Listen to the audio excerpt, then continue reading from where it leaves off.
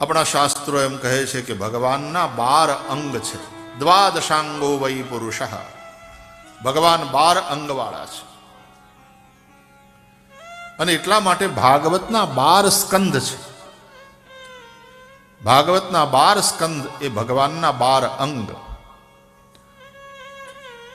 ભાગવતનો પ્રથમ સ્કંદ એ ભગવાનનો જમણો ચરણ, બીજો સ્કંદ ભગવાનનો ડાબો ચરણ, ત્રીજો સ્કંદ ભગવાનની જમણી ભુજા, ચોથો સ્કંદ ભગવાનની ડાબી ભુજા, પાંચમો સ્કંદ ભગવાનનું દક્ષિણ વક્ષ ઉરુ જંગા,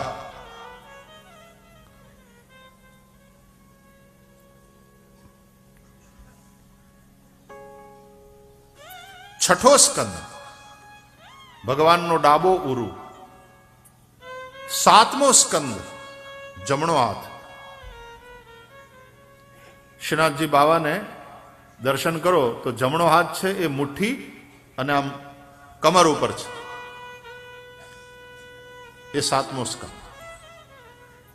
आठमो स्कंद एटले भगवाननु जमणु वक्षस्थल, नवमो स्कंद भगवाननु डाबु वक्षस्थल, दशम स्कंद ए भगवाननु हृदय, एकादश स्कंद भगवाननु ललाट अने 12मो स्कंद आ डाबी हथेળી। श्रीनाथजीनो जे डाबो हाथ ऊंचो करेलो छे ए। आम तो एटला माटे श्रीनाथजी बाबाए डाबो हाथ ऊंचो कर्यो छे। श्रीनाथजी एटले श्री कृष्ण। कया कृष्ण? जेणे गिरिराज गोवर्धन ने पोताना डाबा हाथे, डाबा हाथनी टचली आंगળી उपर धारण कर्यो। ए जे स्वरूप छे गिरिराजधारी प्रभुनु, गिरिराज धरणनु, ए श्रीनाथजी।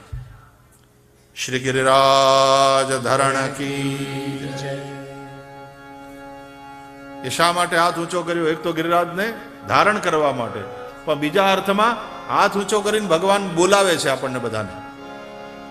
सर्वधर्मान् परित्यज्य मामेकं शरणं व्रज, अहं त्वा सर्वपापेभ्यो मोक्षयिष्यामि मा शुचः। गीतामां छेल्ले जेम भगवान कहे छे, બધું છોડી આવ તું મારા શરણે,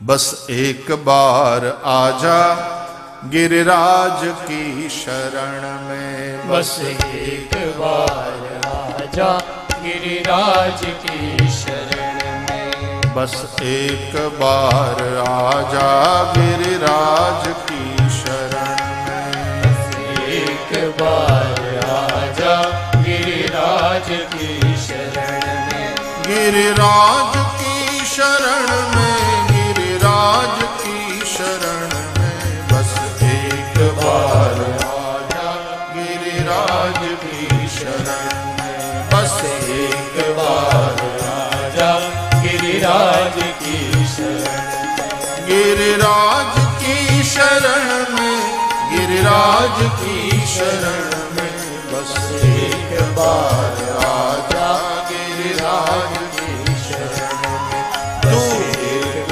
बार आजा गिरिराज की शरण में।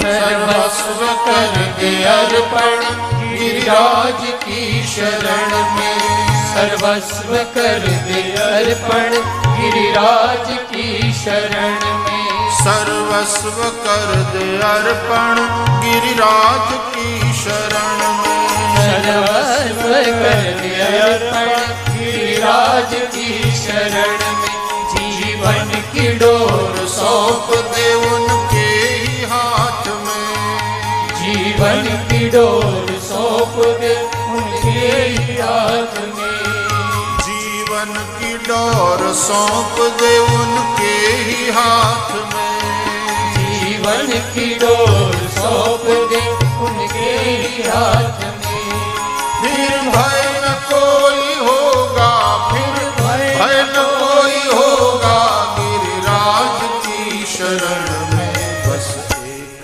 बार आजा गिरिराज की शरण में, बस एक बार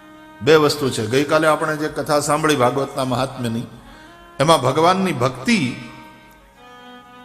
કથા સાંભળવા બેઠેલા સૌના હૃદયમાં બિરાજી. હું ક્યાં બેસું ભક્તિએ પૂછ્યું તો સનતકુમારોએ કહ્યું કે કથા સાંભળવા બેઠેલા અમારા ભક્તોના મનમાં બિરાજો. અને ભક્તિદેવી મનમાં બિરાજ્યા એટલે બધાયના મન નિર્મળ થયા.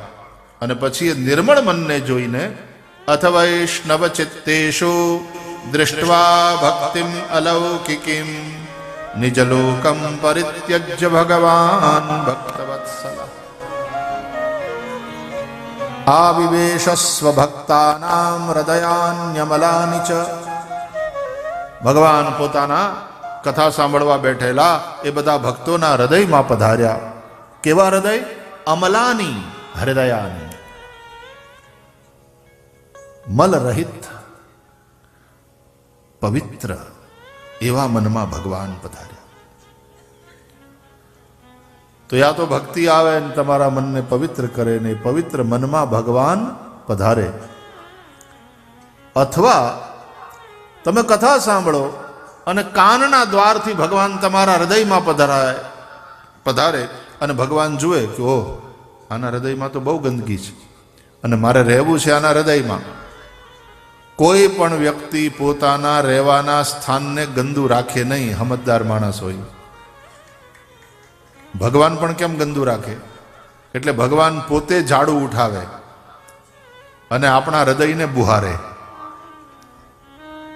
ભગવાન પોતે જ્યારે તમારા હૃદયને બુહારે ત્યારે પછી કોઈ ઠેકાણે ગંદકી ટકી શકે ખરી? શ્રીમદ ભાગવતમાં લખ્યું છે, પ્રવિષ્ટ કર્ણરંધ્રેણ સ્વાનામ ભાવ સરોરુહમ ધુનોતિ શમલમ કૃષ્ણ સલિલસ્ય યથા શરત.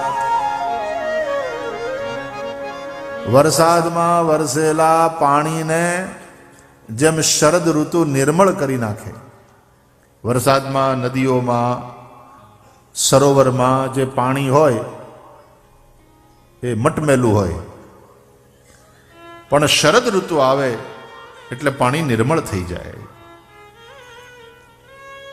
તો વરસાદમાં વરસેલા પાણીને જેમ શરદ ઋતુ નિર્મળ કરી નાખે એમ કથા સાંભળો ત્યારે કાનથી તમારી અંદર પધારેલા ભાગવત ભગવાન તમારા મનના ભાવને નિર્મળ કરી નાખે.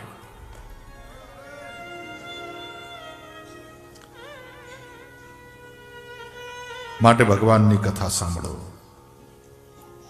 એનાથી મન નિર્મળ થશે.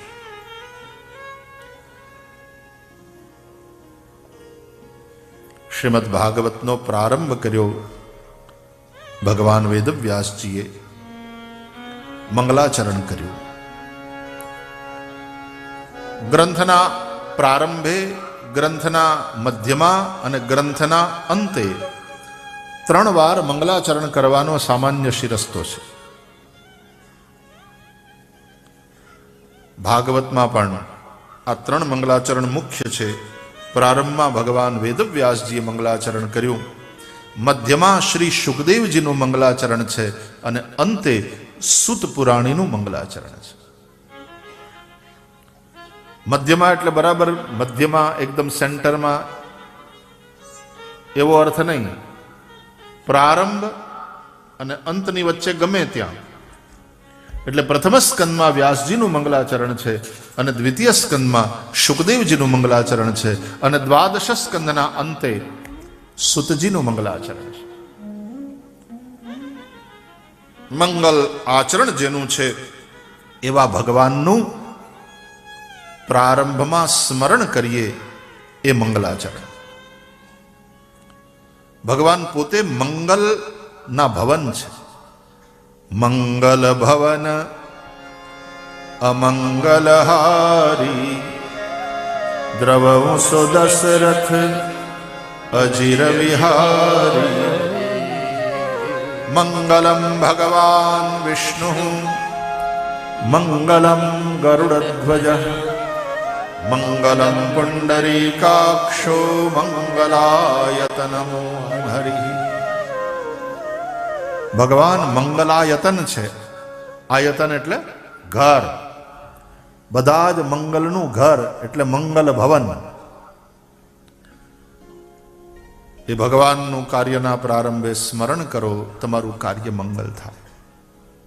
તમે ઘરથી ક્યાંય બહાર જવા માટે નીકળો ને, 4 વાર नारायण नारायण नारायण नारायण कह करके निकलो। अनेक महापुरुषों प्रवचन करे ने तो एना प्रारंभे नारायण नारायण नारायण नारायण 4 बार नारायण नामोच्चारण करेंगे।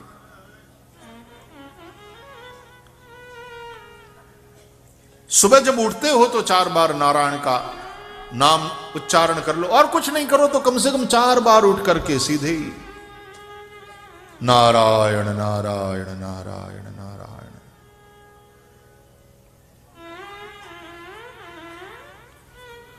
भोजन के समय में भगवान को याद करो, नारायण नारायण नारायण नारायण। रात में सोने से पहले 4 बार भगवान का नामोच्चारण करो, नारायण नारायण नारायण नारायण। और श्री हरि के चरणारविंद में अपना सिर रख करके सो जाओ। देखो थोड़ा थोड़ा हिंदी में बोल रहा हूं क्योंकि महाराष्ट्र से आए हुए हमारे भक्तों ने मुझे चिट्ठी भेजी है कि वैसे तो गुजराती में हमको आनंद आता है, लेकिन हम महाराष्ट्र से यहां तक आए हैं कथा श्रवण के लिए, तो बीच बीच में महत्वपूर्ण कोई बात वो आप हिंदी में कहिए तो थोड़ा हमारी भी समझ में आ जाए। आणि मी मराठी पण बोलतोय, मला आवडते मराठी, कारण मराठी हा माझी मावशी, गुजराती हा माझी आई आणि मराठी हा माझी मावशी।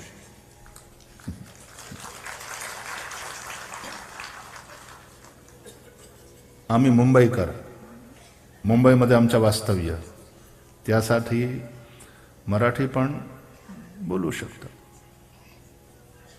समजतं सगळं, एवढा फार चांगला बोलत नाही मी, पण तरी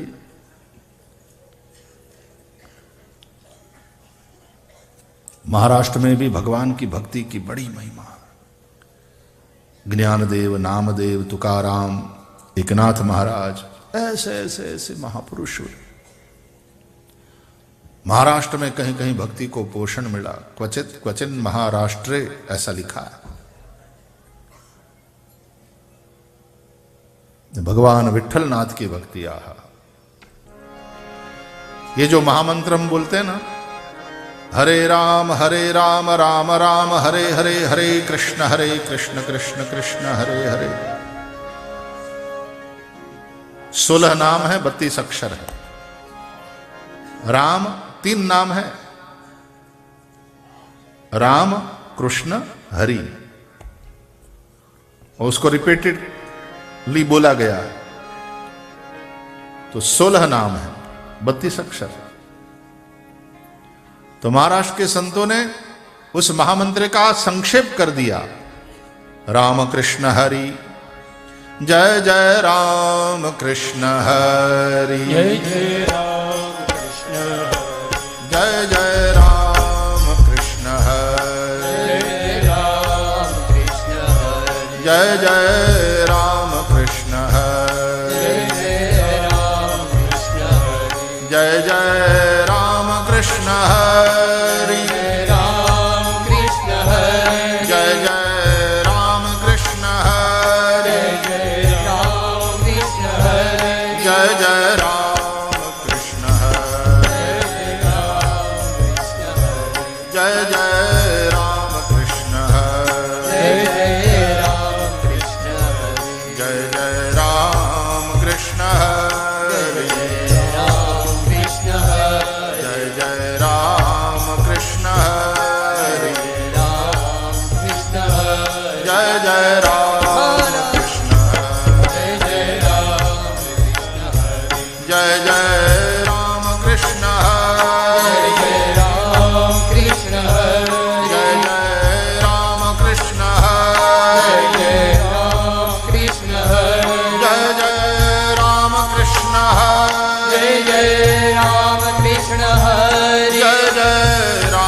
कृष्ण जय हरे जय राम कृष्ण हरे जय जय राम कृष्ण जय जय राम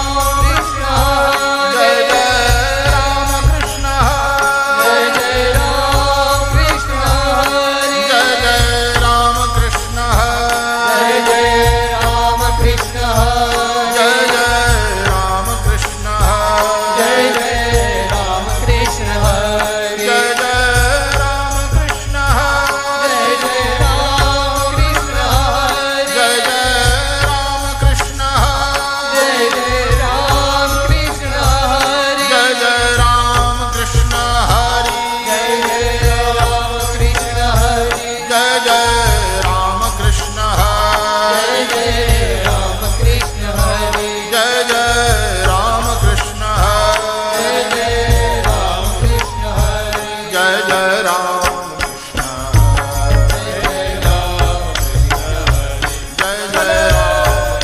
जय राम जय जय राम कृष्ण जय जय राम जय जय राम कृष्ण जय जय राम जय जय राम कृष्ण हरि जय जय राम कृष्ण हरे जय जय राम कृष्ण हरि जय जय राम कृष्ण हरे जय जय राम कृष्ण हरि जय जय राम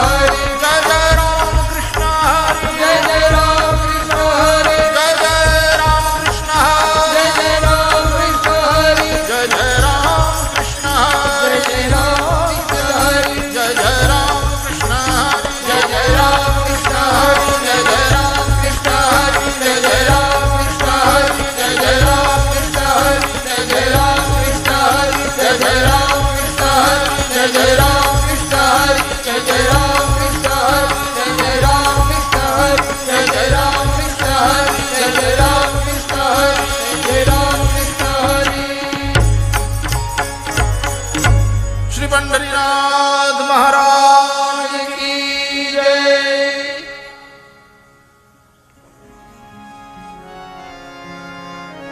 महाराष्ट्र के भक्तों ने बड़ी कृपा करके 3 ही नाम में एक छोटा सा मंत्र बना लिया, राम कृष्ण हरि। कलि संतारणोपनिषद का महामंत्र है, हरे राम राम राम हरे हरे, हरे कृष्ण कृष्ण कृष्ण हरे हरे। इस मंत्र के जाप से कली के सारे दोष नष्ट हो जाते। हम लोग कथा के प्रारंभ में पहले इस महामंत्र का संकीर्तन करते हैं, क्यों? पहले सफाई हो जाए। ऑपरेशन थिएटर में कोई ऑपरेशन करवानुं होय ने એટલે એકદમ સ્વચ્છતા તો હોય જ, પણ આખું વાતાવરણ જંતુ મુક્ત કરવું પડે, બધું સ્ટરીલાઇઝ કરવું પડે, નહીં તો ચેપ લાગી શકે, ઇન્ફેક્શન લાગી શકે।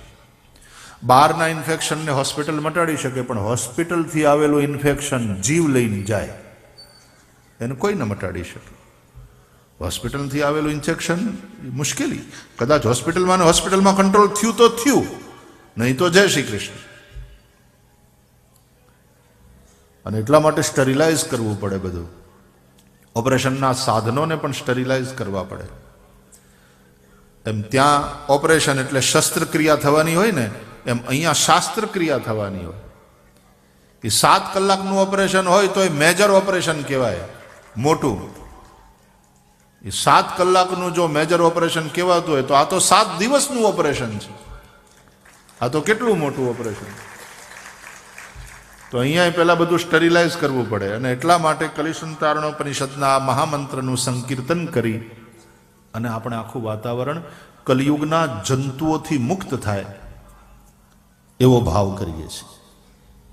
અને પછી ત્યાં જેમ શસ્ત્રક્રિયા થાય એમ અહીંયા શાસ્ત્રક્રિયા થાય। ભાગવત શાસ્ત્ર છે। કયા રોગ માટે અહીંયા ઓપરેશન કરવાનું? ભવરોગ માટે। આપણને હવને ભવરોગ થયેલો છે, અને આ ભવરોગને દૂર કરવા માટેની ચિકિત્સા છે ભાગવત કથા।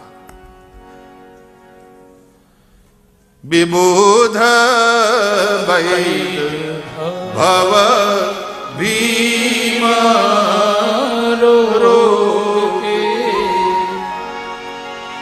તુલસીદાસજી કહે છે ભયંકર ભવરોગ માટે આ વિબુધ વૈદ છે.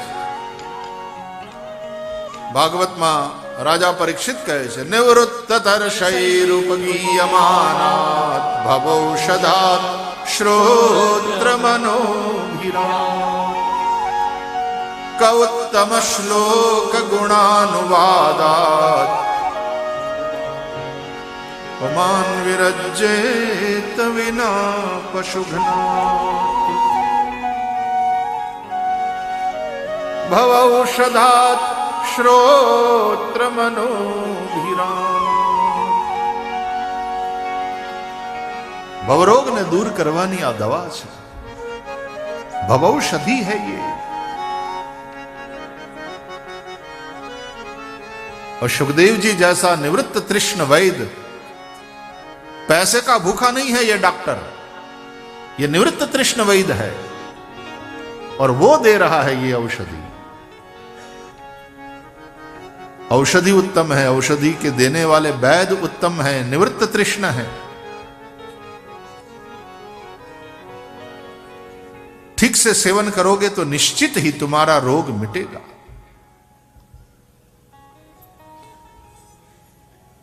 સુખદેવજીને તો બસ આનો નશો છે કથાનો. ભગવાન શંકર પણ દિવસ રાત આ નશામાં રહે છે. એટલા માટે આપણે ત્યાં પેલું બહુ ભજન છે, આ એક નશો છે કથાનો. સુખદેવજી પરમહંસ છે, મહાદેવ, સનતકુમાર, આ બધાની પરમહંસી સ્થિતિ અને એનો આ નશો છે. અલખ કે અમલ પર चढ़े योगियों को, चढ़े योगियों को जनाए तरण सम जगत बादशाही. अलख के अमल पर चढ़े योगियों को, चढ़े योगियों को जनाए तरण सम जगत बादशाही. अलख के अमल पर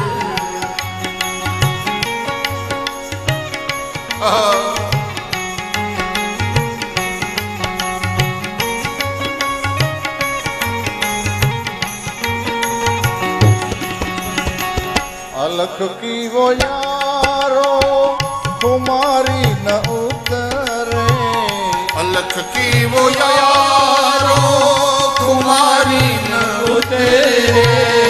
अदल शहनशाही को परवाह न कोई. अलख के अमल पर चढ़े योगियों को, चढ़े योगियों को जनाए तरण सम जगत बादशाही. अलख के अमल पर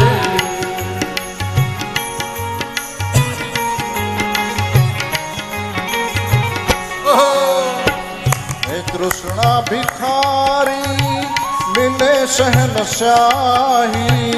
तृष्णा भिखारी मिले शहनशाही. न टूटे कहाँ तक कहाँ बादशाही. न टूटे वहाँ तक कहाँ बादशाही. हे शाहों की शाही, हे शाहों की शाही अदल फकीराई. सर्व त्याग कर जिसमें तृष्णा मिटाई. अलख के अमल पर चढ़े योगियों को, चढ़े योगियों को जनाए तरण सम जगत बादशाही. अलख के अमल पर, अलख के अमल पर, अलख के अमल पर